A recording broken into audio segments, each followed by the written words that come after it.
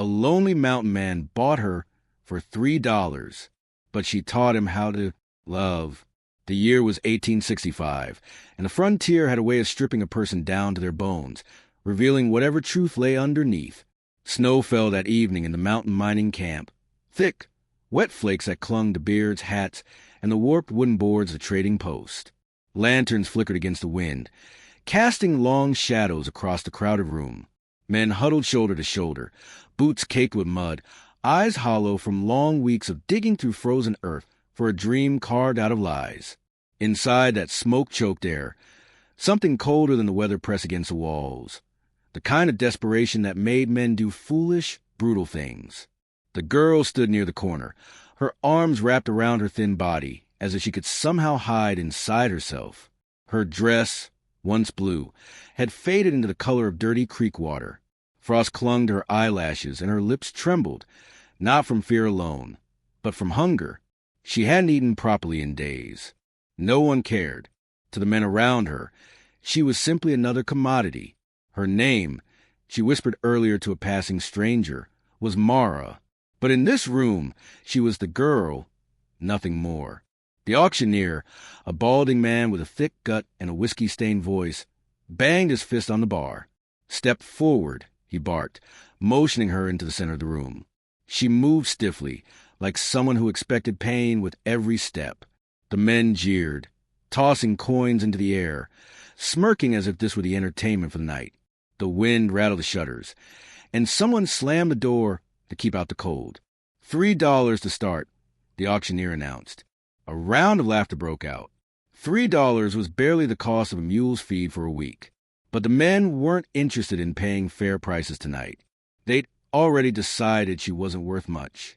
Before any bid could land, a loud gunshot split the air outside. The sound cut through conversation like a knife, sending men scrambling for their rifles. The door burst open, snow blasting inside. For a moment, the cold silenced everything. Then a figure stepped to the white curtain, tall, broad-shouldered, wearing a wolf fur coat dusted with ice. He didn't shout or brandish a weapon. He just walked forward, boots thudding against the wooden floor. His name was Elias Crow, though most in the territory simply called him the Mountain Man. Rumor said he lived somewhere deep in the high ridges, a place where winter never fully slept. Some said he'd survived a gunshot to the heart. Others swore he'd once fought a grizzly with nothing but a hunting knife. The truth was nobody knew much about him, and he seemed content to keep it that way. Elias didn't glance at the men staring at him. His eyes moved straight to the girl. They were the color of cold iron, tired but sharp, as though they had learned not to overlook suffering. She lifted her gaze, saw him, and something like confusion flickered across her face. In that instant, the room felt smaller, the air thicker. "I'll take her," Elias said quietly. The auctioneer blinked. "You heard the bid, man. $3. Elias dropped 3 silver coins onto the counter. They rang clearly in the smoky room, a sound that silenced more than a gunshot would have. "She's yours, then," the auctioneer muttered, more surprised than anything. Mara wobbled on her feet, exhaustion threatening to topple her. When she began to fall, Elias reached her in 2 steps and caught her easily, lifting her into his arms. Her head rested against his chest for only a moment before she tried to pull away, but she was too weak to resist. Men muttered insults, snickers following them as Elias turned toward the door. "Bought yourself trouble, Crow." One miner called. Elias ignored him and stepped into the storm. Wind tore at his coat, howling across the camp, but he moved with the steady confidence of someone who belonged to the wilderness more than he ever would to civilization. Mara stirred weakly against him. "Please, don't leave me," she whispered, hardly audible. "I'm not leaving you," he said. His voice was rough as gravel, but steadier than the wind around them. He secured her across the saddle of his horse, a sturdy bay that snorted into the cold. Elias mounted behind her, braced her trembling body with one arm, and nudged the horse forward into the white darkness. Snow whipped across the ground. Trees bent under the force of the storm. The world shrank to the narrow path ahead, and the weight of the girl shivering in his arms. They traveled for hours, guided only by Elias's memory and the faint outline of ridges rising in the distance. Mara mumbled occasionally, half-formed words, please, fragments of nightmares. Every now and then Elias heard wolves far off in the trees, their cries echoing across the ravine. He kept one hand near the rifle strapped to his saddle, the other holding her so she didn't slip onto the frozen ground. The storm worsened. A fallen pine blocked the usual trail, its trunk thick with ice. Elias steered the horse toward a rocky slope, the animal slipping but regaining its footing. The wind screamed like wounded timber. Mara's breathing grew shallow, barely noticeable. He could feel the heat draining from her. Stay awake, Elias muttered, just a bit farther. Her eyelids fluttered, but no sound left her lips. The path finally widened, revealing the dim shape of a small cabin nestled among fir trees. Smoke trickled from the chimney, just enough to promise warmth. Elias guided the horse forward, dismounted, and lifted Mara again. She weighed almost nothing. Inside, the warmth from the fire wrapped around them. The cabin was small but tidy. Rough-hewn table, bed of furs, shelves stacked with supplies. Elias placed Mara near the hearth, covered her with a blanket, and set a pot of water to heat. She woke with a startled gasp, eyes wide as she scrambled away from him. Easy, Elias said, raising his hands. You're safe. She shook her head frantically, memories of the mining camp flashing through her expression. He stepped back, giving her space. Only when she realized the room was warm, and the door closed did her breathing slow. What do you want? She managed. Nothing from you, he replied. You're half frozen. Drink this. He handed her a cup once the water warmed. Her hands trembled so badly she spilled some, but she drank it greedily. My name is Mara, she whispered. I know. His gaze softened. I heard them call you that. And you're Elias Crow, she added, as though repeating something she'd heard in stories. He didn't confirm or deny it. He simply stoked the fire, letting silence settle around them. When she regained a bit of strength, he asked, Who are the men selling you? She looked into the flames, voice barely above a breath. I lost my family months ago. Bandits attacked our wagon. I was taken by the ones who survived the raid. When they tired of me, they handed me to the miners. I worked, cooked, cleaned. They said they'd let me go when spring came. Her eyes filled with tears. They lied. Elias didn't speak for a long time. Finally, he said, You're not going back to them. Mara wrapped her arms tight around her knees. Why did you buy me? To keep you alive, he answered. They weren't going to. She looked at him, trying to understand him, but there was too much frost between them still. Night came quickly, draping the mountains in silence. Elias prepared a second bed of furs near the opposite wall. Mara watched him, suspicion and fragile gratitude warring inside her. She lay down, but sleep didn't come. Every creak of the wind, every shifting shadow reminded her of the world she'd escaped. Elias tended the fire. He thought she'd fallen asleep until her voice floated softly across the room. Do you want company? She asked. He glanced over, surprised. No, I want you to rest. You said you didn't want anything from me, she said. But you also said you didn't want company. Elias sighed. Company isn't the same as debt. You owe me nothing. She didn't answer.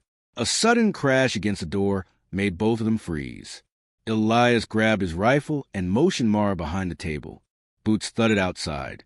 Voices rose, a drunken slur, a cruel laugh. That's Crow's cabin, someone whispered. Then let's get the girl, another replied. He don't scare me. Elias's jaw tightened. He moved the window and peeked out. 3 figures approached through the snow. One carried a shotgun. Another held a lantern that bobbed wildly in the wind.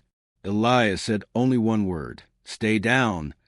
The door burst inward, splinters flying. Mara gasped. Elias fired the moment the first man stepped through. The blast shook the cabin. The intruder fell, lantern light scattering across the floor. The second man staggered back, shouting, raising his shotgun. Elias dug behind the table as a shot tore through the wall, scattering wood. Then Mara screamed as the third man tried to rush inside. Without thinking, Elias lunged, tackling the man. They grappled in the snow just outside the door, breath steaming in the freezing air. Elias drove his fist into the man's jaw, sending him sprawling. The remaining attacker fired wildly, but Mara, trembling, grabbed the fallen lantern and hurled it toward him. It shattered against the man's coat, flames licking upward. He screamed and fled into the trees, fire trailing behind him. The chaos ended as suddenly as it began. Elias stood over the unconscious intruder, chest heaving. Mara clutched the table for balance, shaking from fear and adrenaline. "You all right?" Elias asked, stepping inside. She nodded weakly, although her face was pale. He closed the broken door as best he could and tossed a blanket around her shoulders. "You saved me again," she whispered. "Why?" Elias looked at her, snow melting in his beard. "Because no one else ever did when I needed saving," he said quietly. Mara stared into his eyes, seeing a loneliness that mirrored her own. For the first time in weeks, maybe months, she felt something warm inside her chest, not just a fire, something steadier, something alive. And though she didn't say it aloud, she already knew. This man, this stranger from the mountains, would change the course of her life in ways she couldn't yet understand. But outside, beyond the flickering lamplight, the storm carried whispers of men who would not let this night end so easily. And the mountains, silent witnesses to everything, waited for the violence yet to come. The morning after the storm carried a strange, uneasy quiet, the kind that settled over the mountains like a warning. Mara woke to the crackle of Elias's fire and the low, distant growl of wind pushing through the pines. For a moment, she didn't know where she was. The pelt blanket over her shoulders felt too soft, too warm. The smell of wood smoke mixed with the lingering scent of leather and cold air. Then memory hit her. The trading post, the $3, the mountain man whose name barely seemed real. Elias sat by the fire, sharpening a long hunting knife with slow, steady pulls. He didn't look up when she stirred, but she could tell by the slight lift of his shoulders that he knew she was awake. "You sleep like someone who finally ain't running," he said. She sat up slowly. "I'm not used to warmth." He nodded, still sharpening. "You will be." There was something almost gentle in the rough cadence of his voice. Not kindness. Exactly, more like understanding. As if he'd known cold too well, for too long. He eventually sheathed the blade and stood. "Eat." He set a tin plate near her, salt pork, hardtack, and something that looked like stewed berries. Mara hesitated. "You buy me off with food now, too?" she asked quietly. Elias raised a brow. "Reckon I already bought you. Food's just food." She almost smiled, but the ache inside her wouldn't allow it. Instead, she ate in silence while he packed supplies into his saddlebag.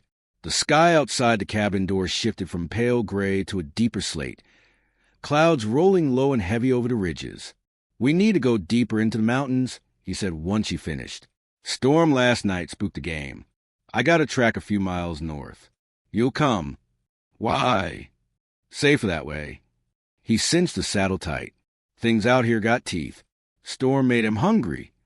He didn't say wolves or cougars or anything specific. He didn't have to. Mara's skin prickled anyway. They left the cabin behind, riding single file along a narrow trail choked with fallen branches.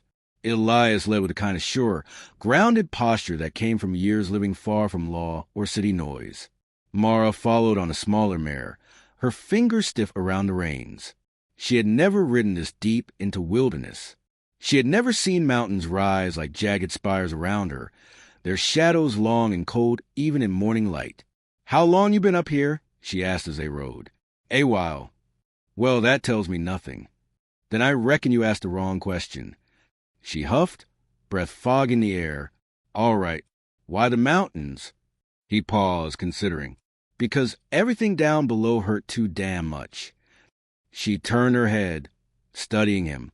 His face was weathered, the kind carved by storms, solitude, and grief that ran deeper than any scar. She didn't ask more. She didn't need to. Hours passed. Snow dusted the treetops, falling in loose spirals any time the wind shifted. Elias dismounted once, crouching low to examine a half-moon indent of hooves in the mud. "Elk," he muttered. 3 of them headed north. We'll cut through the ridge. They moved again, the trail narrowing until the drop beside them plunged straight down into a riverbed far below. Mara's mare balked. "Easy," Elias murmured, coming alongside her. "Keep her nose straight. Don't let her look down." "That works for horses," Mara said tightly. "Does it work for people?" He allowed himself a small, fleeting smile. "Mostly." They made it across, but by midday, the sky split into sleet. Elias pulled them beneath a rock overhang and built a small fire. Mara wrapped her arms around herself, shivering. "You're freezing," he said. "I'm fine." "No, you're stubborn." She shot him a look, but he was already digging through his pack.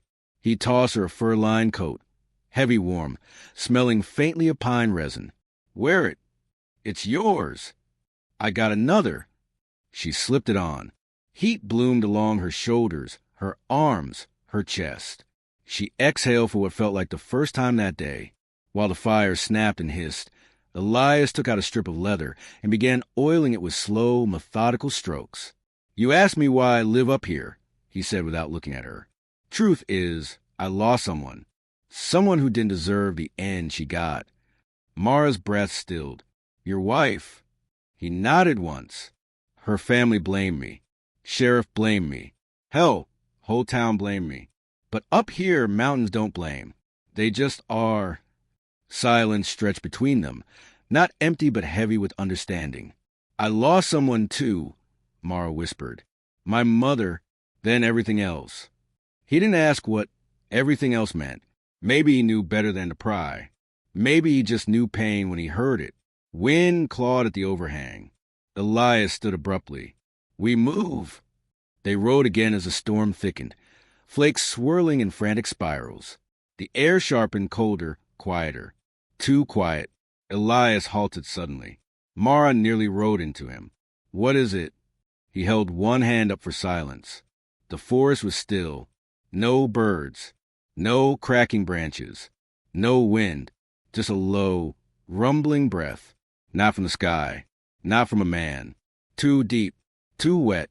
Too close. Mara's pulse thrashed. "Elias?" He turned his horse slowly. "Grizzly." Her stomach dropped. The growl rolled again, vibrating through the ground beneath them. Elias reached for his rifle. "Stay behind me." Before Mara could move, the bear exploded from the tree-line, massive, formatted with wet snow, eyes black as coal. It charged, earth shaking beneath its paws. Elias fired once. The shot cracked through the mountains, echoing for miles, but the bear barely staggered.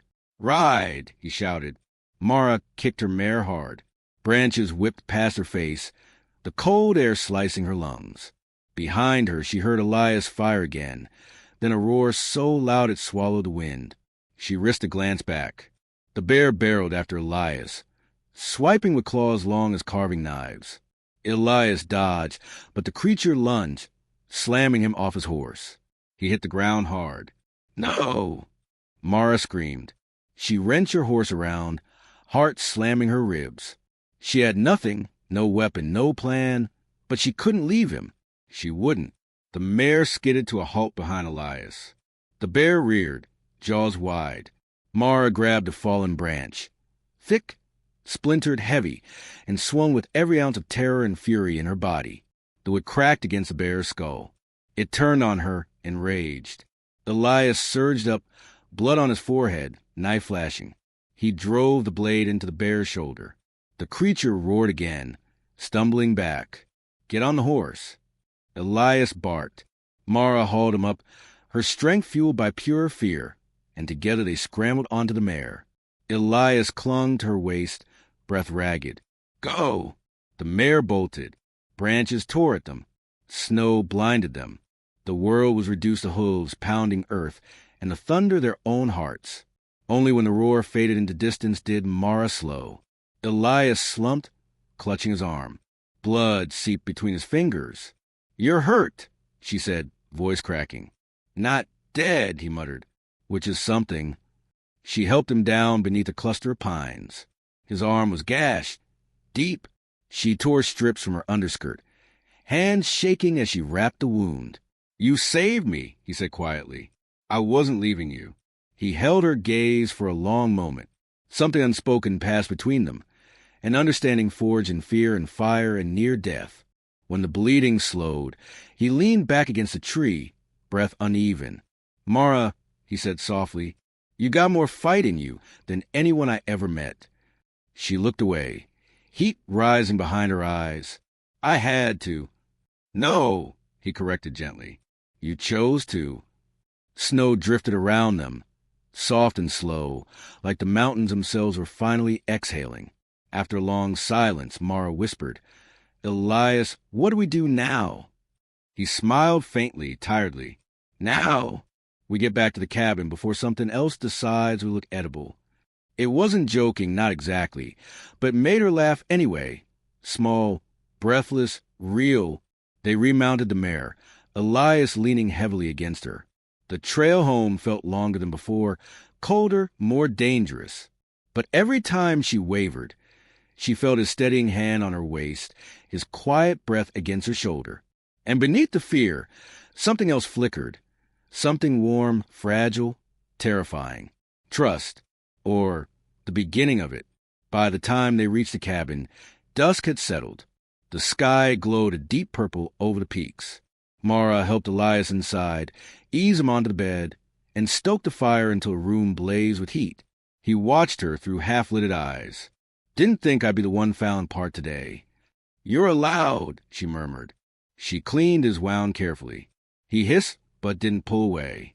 When she finished, he caught her wrist. Not roughly, just enough to make her meet his gaze. Mara, he whispered, voice low and worn. You belong nowhere but here tonight. You hear me? Not because I paid for you. Not because I said so. But because you saved my life. Her chest tightened. She wanted to speak, but the words tangled in her throat. So instead, she sat beside him, silent, steady, warm. Outside, the storm raged again. Inside, for the first time in years, neither of them felt alone. The night that followed the storm was merciless. The wind screamed through the pines, carrying with it the icy bite of the high ridges. Inside the cabin, Mara and Elias sat close to the hearth, the flickering flames casting shadows that danced along the rough-hewn walls. The bear attack lingered in both their minds, a reminder of how fragile life was out here. But even as she tended to his bruised arm, Mara felt a stirring she had never known, a fierce, trembling sense of belonging. Elias, for all his rugged exterior, leaned into her presence without words, allowing her care to mend more than just his body. The following morning, the mountain seemed unusually quiet. Birds were silent. The forest held its breath. Elias packed his rifle and slung the bear meat over his shoulder, motioning for Mara to follow. We need to move, he said. Tracks from last night's storm will draw predators, and there's no telling who else's curiosity it may have stirred. Mara mounted her mare beside him, her eyes scanning the ridges and shadows. Despite her growing trust in Elias, fear lingered, a raw, jagged edge that made her grip the reins tight. They rode in silence at first, the only sounds their horses' hooves crunching through the snow and the wind biting at their faces. Every ridge, every twisted pine felt like a trap waiting to spring. Out here, nothing was safe, not even the cabins they call home. After an hour, Elias led them to a narrow canyon. The snow had melted into icy rivulets, trickling along rocks jagged as broken glass. He dismounted first, testing the footing. Mara followed, her boots slipping once on black ice. Elias caught her arm, steadying her with a grip strong and unyielding. She looked into his eyes and saw not just strength, but a quiet storm, an inner battle he had fought longer than she could imagine. As they ascended the canyon walls, voices carried on the wind, faint but unmistakable, human. Mara froze. Elias tensed, scanning the treeline with sharp, calculating eyes. Men, he muttered, not hunters. They're tracking, probably after you, or me, or both. Panic knotted Mara's stomach. Why would anyone care about me? I'm worth a lot to the wrong kind of people. Elias finished, his tone grim. You were bought, yes, but now you're alive, and that makes you dangerous to them. Mara's heart raced. She'd survived miners, raiders, even a bear. But the thought of being hunted again, of losing everything she had just gained, made her shake uncontrollably. Elias noticed, and without a word, took her hand, gripping it firmly, silently giving her the courage to move forward. They found a cave high above the canyon, hidden behind a tangle of boulders and evergreens. Elias pushed aside snow-covered branches and stepped inside, motioning Mara in. "We'll wait here," he said. "They'll pass if they're looking for easy prey. If they don't," his jaw tightened, "we fight." Mara swallowed hard.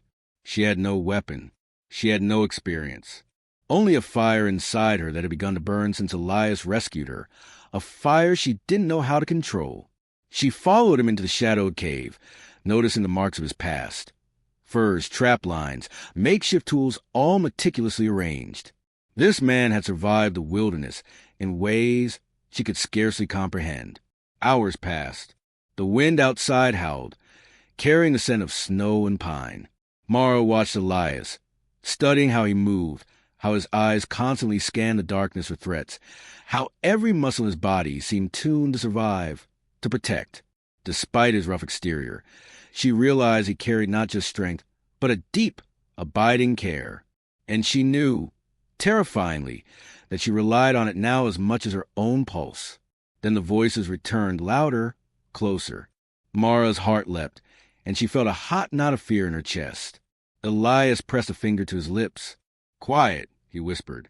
"Stay behind me." Through the cave's narrow entrance, 3 figures emerged from the storm. Their laughter was cruel, ragged, and Mara recognized it instantly. The miners from the trading post, men who had seen her as property, nothing more. They stumbled over rocks, dragging rifles and lanterns, searching for what they believed was lost, but really, they were chasing fear itself. Elias gripped his rifle. Mara's stomach tightened. "You're going to fight them?" she whispered. "We survive," he corrected, eyes steely. "Whatever it takes." The first man stumbled too close to the cave entrance. Elias fired a warning shot, the echo bouncing off the canyon walls like rolling thunder. The man yelped and dove for cover, shouting to the others. Mara's pulse hammered. She realized now that nothing would keep them safe except skill, strategy, and the courage she never knew she had. The miners advanced, oblivious to the narrow advantage Elias had. He stepped lightly, silently positioning himself in the shadows. Mara's hand shook as she picked up a heavy branch for support, remembering the bear and the instinct that had saved them both. Elias caught her eye, and for a moment, the world narrowed to that silent understanding. Trust him, trust herself, survive. A shot rang out. One miner went down. The others ducked. Snow exploded around them as Elias fired again, bullets precise, calculated. Mara's breath came fast. She could see the panic in their eyes.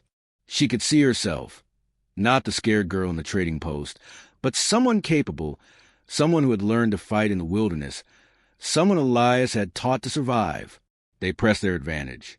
Elias moved like a shadow, silent and lethal, while Mara, trembling, lifted the branch and threw it with force. It struck one miner squarely, staggering him.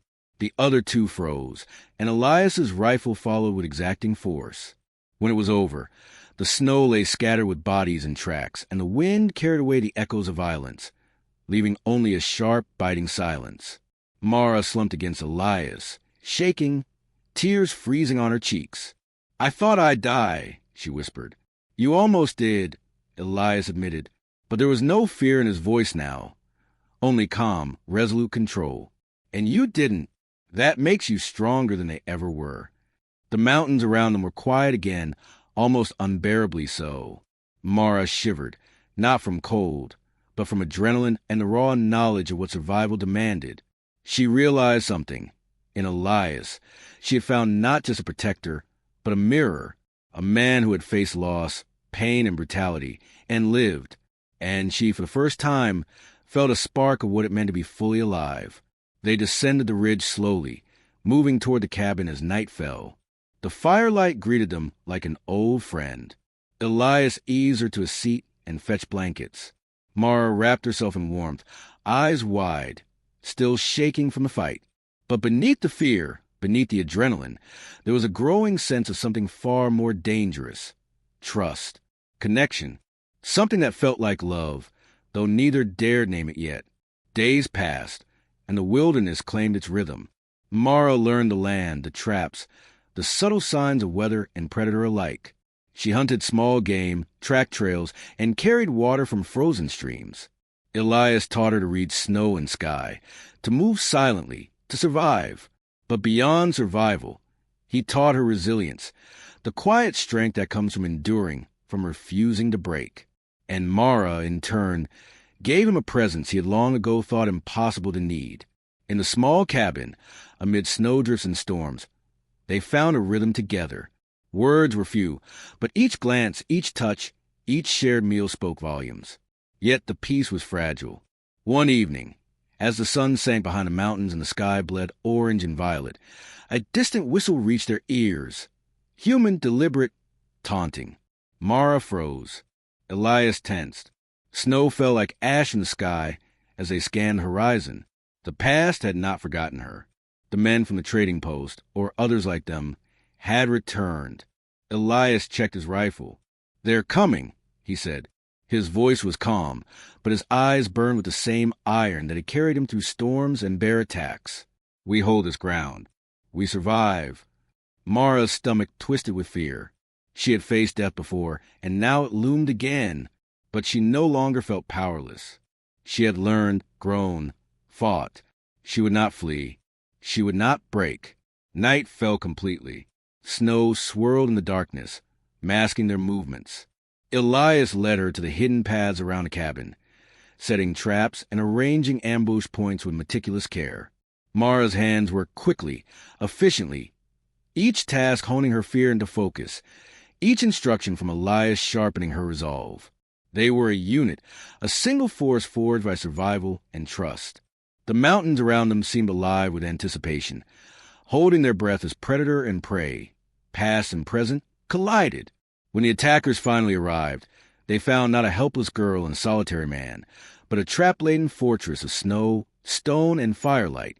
They advanced recklessly, but Mara and Elias moved with precision, striking from shadows and cover. Bullets rang, snow erupted, and screams pierced the cold night. But every time a threat emerged, it met with resistance, unyielding, lethal, precise.